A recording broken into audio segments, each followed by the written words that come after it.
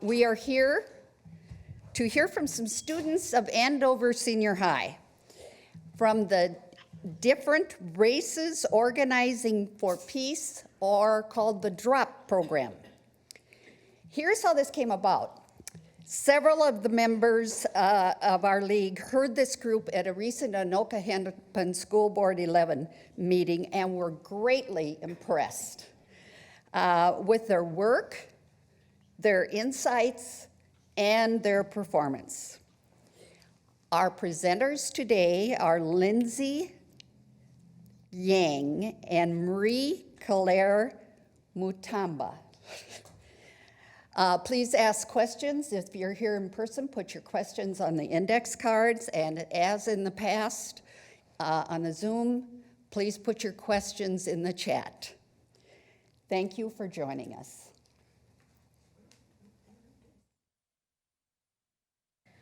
All right, hi everyone. I'm sure you all know who we are by now. We are a club named D.R.O.P, which stands for Different Races Organizing Peace. And so we are a racial equity club at Andover High School. My name is Lindsay, and soon I'll be joined with Marie Claire. So how was our club formed? D.R.O.P was formed towards the end of the 2020-21 school year. Another club actually at our school called Leo Club was actually part of how D.R.O.P was formed. Leo Club was promoting a day of silence to pay respect to BIPOC communities and the systemic challenges they face. And we're also handing out End Racism buttons to the student body.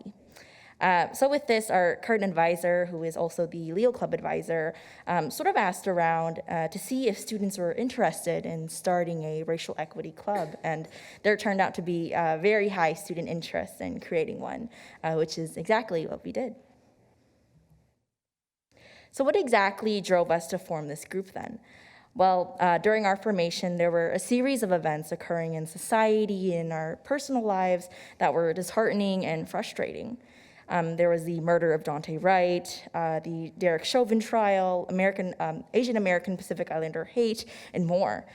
On a more personal scale, lots of students opened up about witnessing or experiencing racism and or microaggressions in school. And what hurt most about these experiences were that they were often unheard and unseen by surrounding staff, faculty, and students. Overall, it was clear that these events were taking a toll on students' mental health and well-being, resulting in us wanting to seek an outlet and strive for change within and outside of our school, whether it be in forms of education, advocacy, or district policymaking. Hi, my name is Marie Claire Mutamba, as I was previously introduced, and I am a senior at Andover, also a part of D.R.O.P. So how has the community and or school board reacted to the school board meeting with speeches? So whenever we get asked a question like this, I always bring up a conversation that we had a day or two before actually going to the school board meeting. And I asked the question, well, what's actually going to happen from this school board meeting?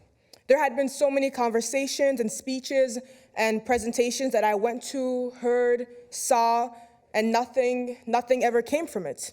I didn't want to go and put myself out there so publicly, only for no change to come from it. But let me tell you all, things happened. To start, we had a school board member reaching out to us, and someone who was unfortunately not on the board anymore actually came and talked to us, and we also had some ladies who were still on the board come in, talk to us, and give us some needed information and some tips as to how to move on from there.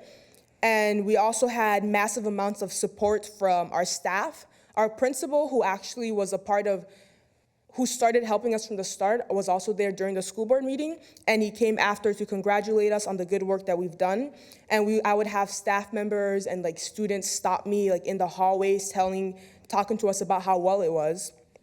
And one significant moment for me was I was sitting in the hallway doing schoolwork, and this girl was walking by me to use the bathroom. And then she turns back around and she goes, "Oh, by the way, I'm listening to you at the school board meeting right now." And that was a very powerful moment for me to realize that there were people who wanted to listen to what I had to say.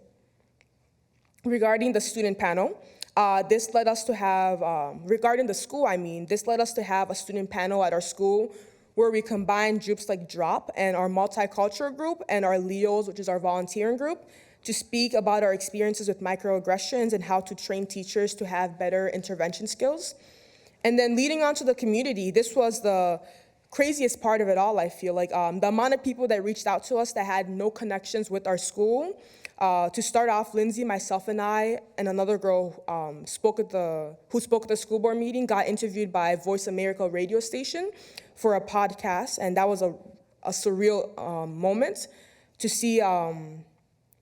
And we also got interviewed for an article by Star Tribune, which should be coming out soon, hopefully. And then lastly, just being here with you all, this has really shown me to never underestimate the power of our voices. Sometimes I think of what would, or I guess what wouldn't have happened if we had decided to not speak at that board meeting, and how like all the footsteps that we've taken to reach our goals would have never happened. And then, perfect. So what does D.R.O.P hope to do in the future?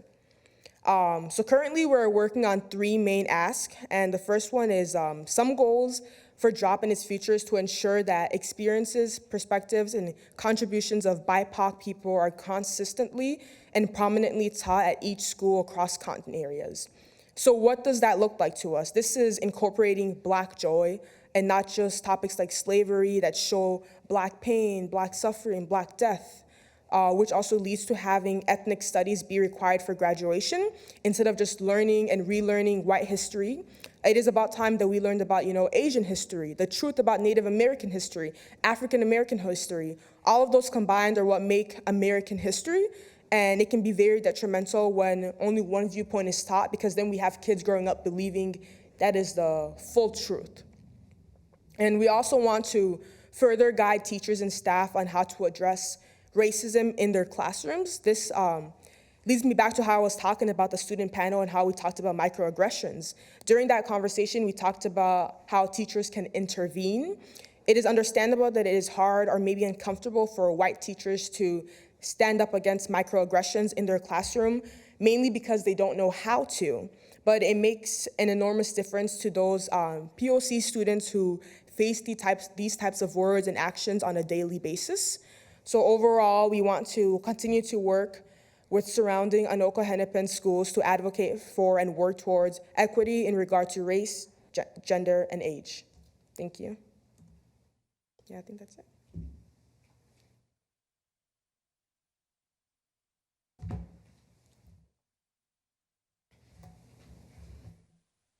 Oh, you're done. Well, do we have any questions from the audience? Yes, please.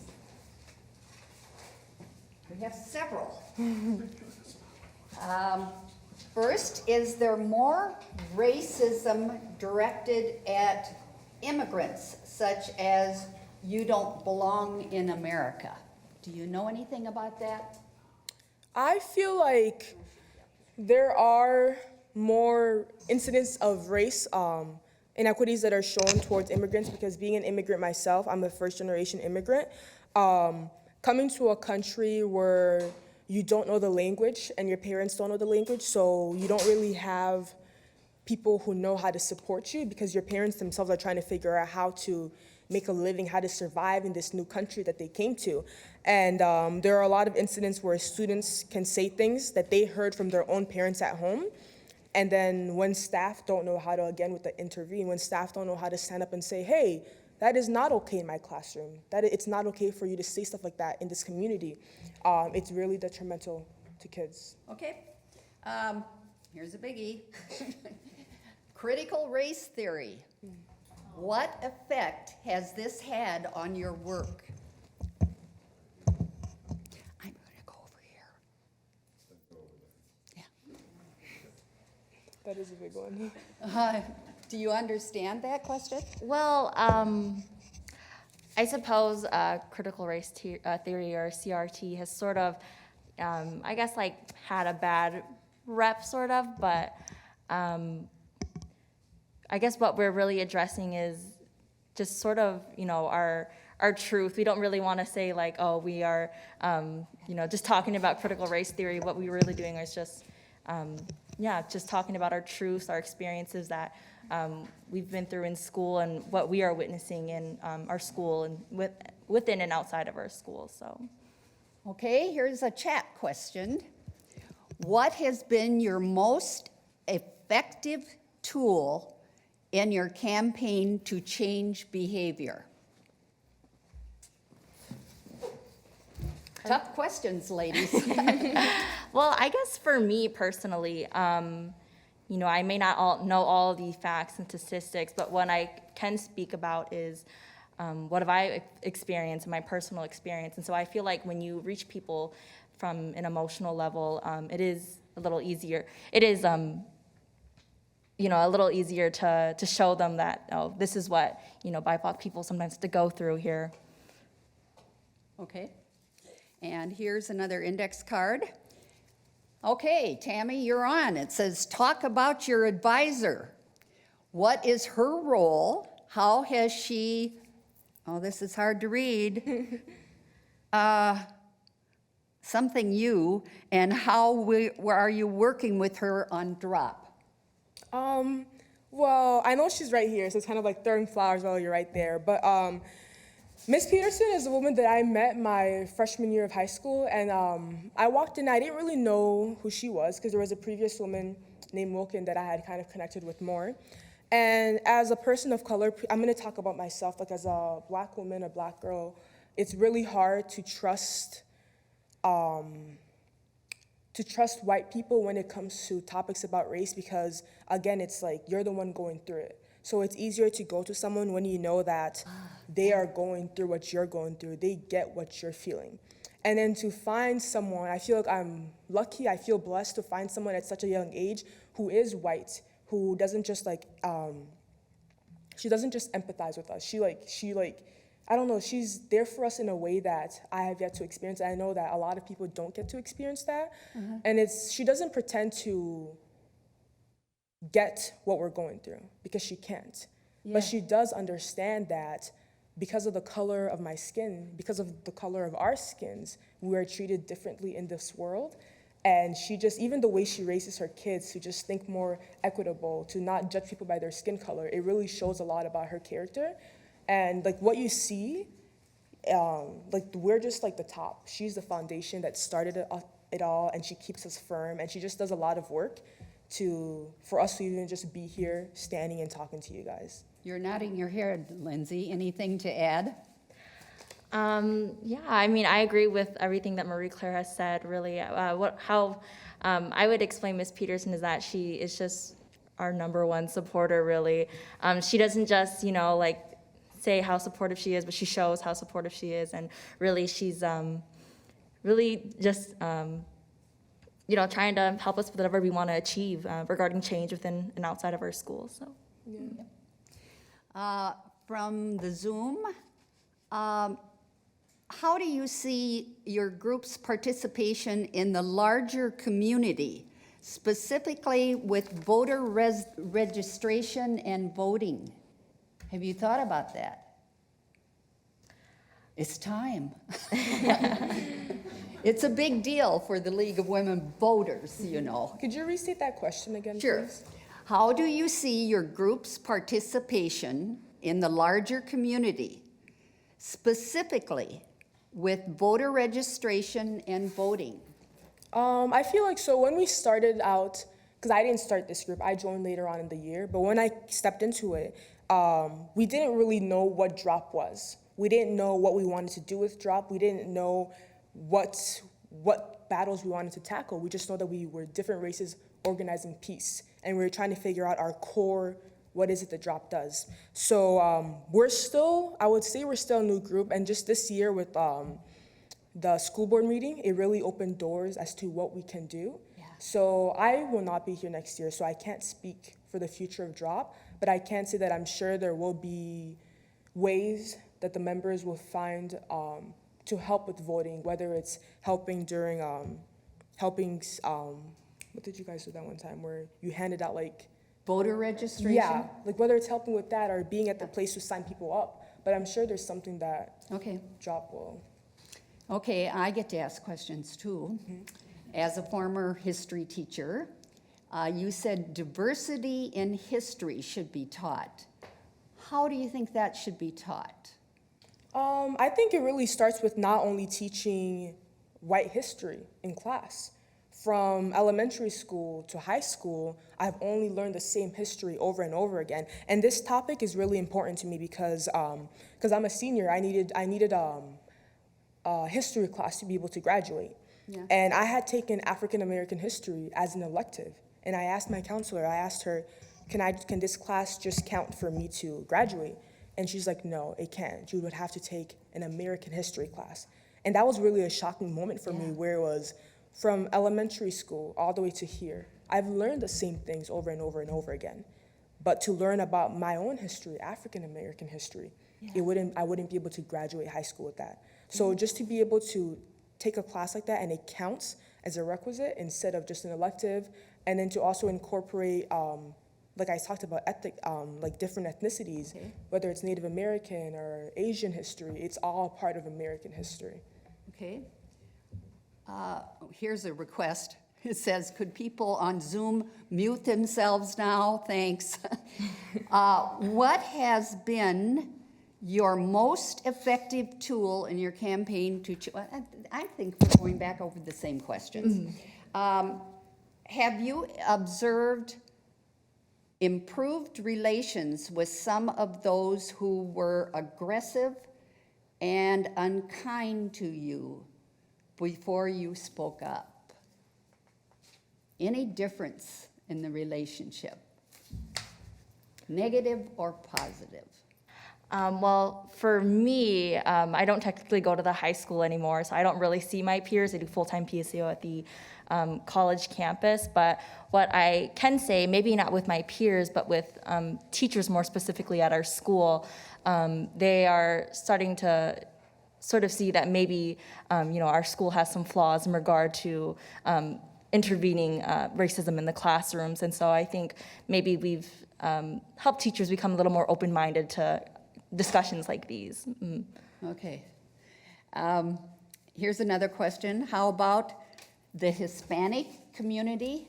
I think this means, are they included in your D.R.O.P group? Absolutely. Hispanics are minorities too, and just collectively as people of color, we do face discrimination because we speak a different language, we have different cultural practices, and so yes, I would definitely say yes. Okay. How will we get more students of color to consider being teachers? Either of you thought about becoming a teacher? For me, yes, I do plan on becoming a music teacher, but I think maybe what would help BIPOC students to really chase their education or even become teachers is to have that representation, So that includes, hiring more teachers of color to show that people of color too can become teachers. And I would, just to add to that, I would say not just hiring them in communities where there is a majority people of color, hire them in communities like Andover, Blaine, Anoka, where there aren't as many students of color. But when you see that one teacher of color, you're like, okay, I see my person, And it helps you think that, I can achieve that goal too, because I see someone who's already there. Terrific. Is there more racism directed at immigrants, such as you don't belong in America? We already did that one. Oh, we did? Okay, critical. I don't know, so we've got any other questions? Any other questions from the, wait, have I done this one? Yeah, no, we've done that one. Any other questions from either Zoom or? You did not ask. What? Two from Bruce. You did not again ask. Um, You need the questions ordered? What plans do you have to prepare students to lead after you graduate? This is interesting because we just came from, but last week, a group of students, Lindsay and I included, got the opportunity to be a part of a teacher planning group for next year. And then those questions were discussed too, and just my answer for that would be incorporating students when they're younger. So, as a freshman, instead of just like, for example, us as we're seniors, there are freshmen in group like D.R.O.P who are not as outspoken, but they're watching what we do. Yeah. And when we leave, they'll be able to take on those shoes for themselves because they've watched how we've done it. So incorporating the younger kids, letting them speak their voice and make decisions too, so it shows them that, oh, my voice has power. And that leads them into that leadership role. Have you considered visiting and making a satellite group in, say, middle school?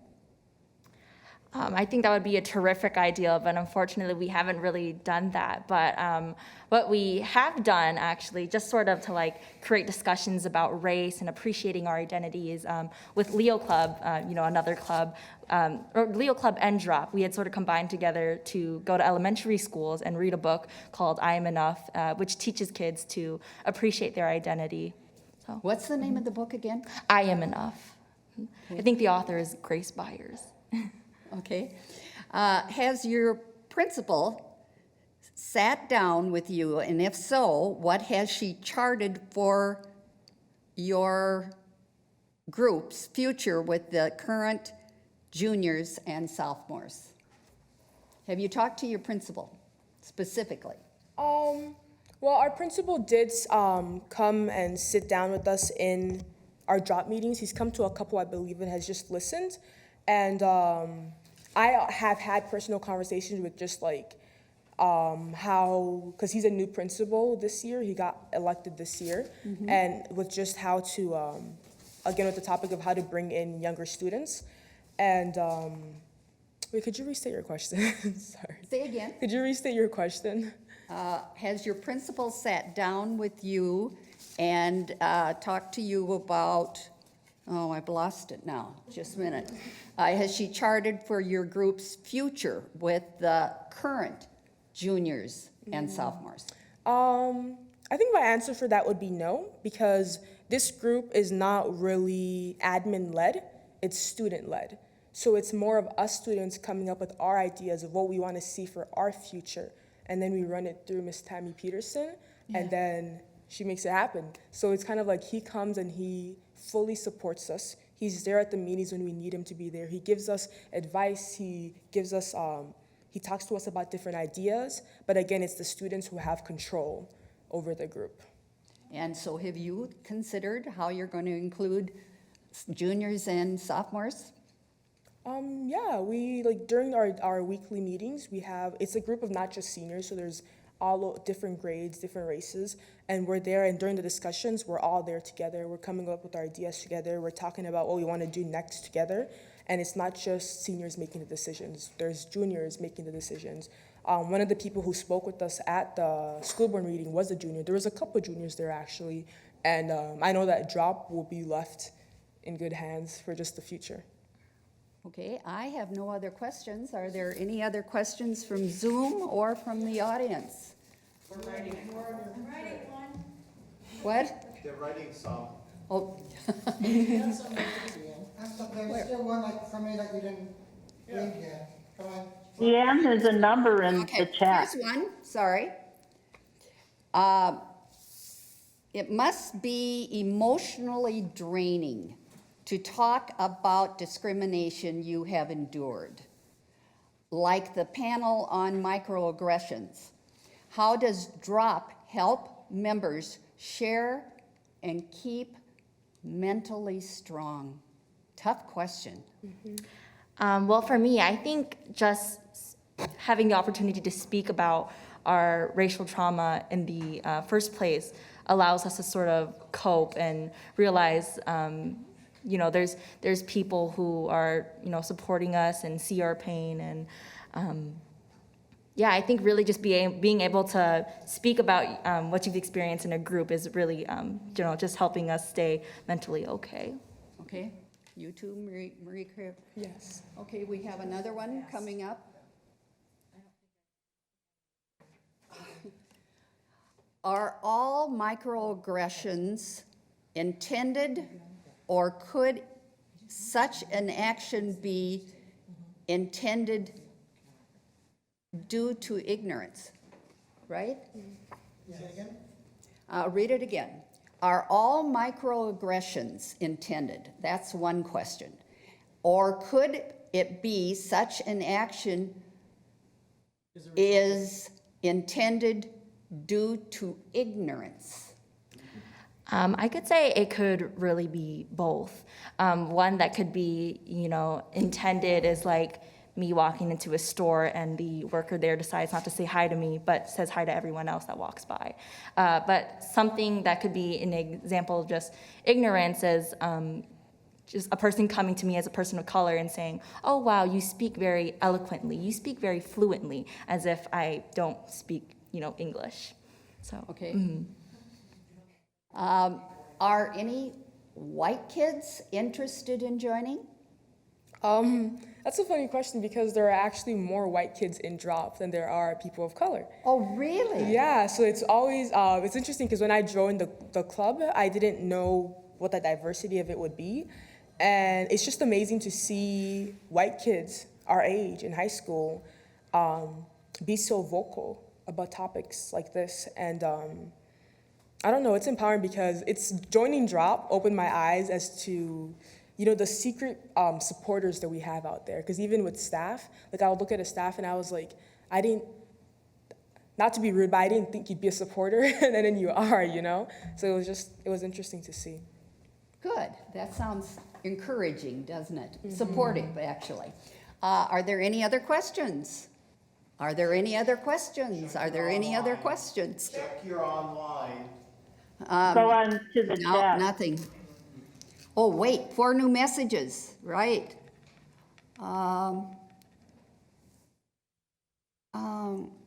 Here, just a moment, please. Non-white persons have made many important contributions to the U.S. Are you trying to get that information included in not only history classes, but also science, English, etc.? I think when we're talking about the topic of teaching all history, it incorporates everything. So when you look at the science, when you look at the engineering, when you look at the music, when you look at the arts, people of color have been a part of creating that for America. So when we're teaching history, when we're teaching classes, it should be something that's just incorporated in all of it. Okay, here's another suggestion from the Zoom group. Do you think that it might be possible having the school play address racism or an art contest with racism as the theme? Thought about that? I think that would be a really good idea. It's not something that a lot of schools do, and in fact, not a lot of schools have discussions about race, racism, microaggressions, and stuff like that. And so I think being able to discuss about race in a different way, approaching it in a different way, would be very beneficial to society. Yeah, I do too. What are examples of microaggressions experienced by students? What are some examples of teachers practicing their skills in intervening in microaggressions, their behavior?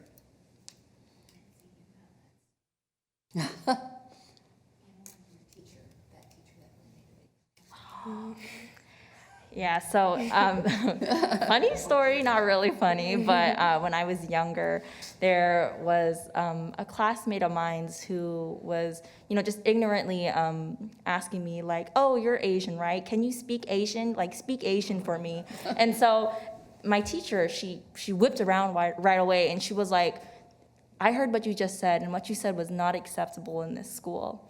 And so I think right then and there, it was a very emotional moment for me because never really did I have a teacher just stand up for me or hear anything that I had to experience when I was younger. And so.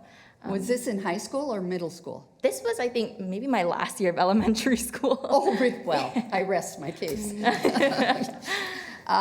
Let's see if there's any more here.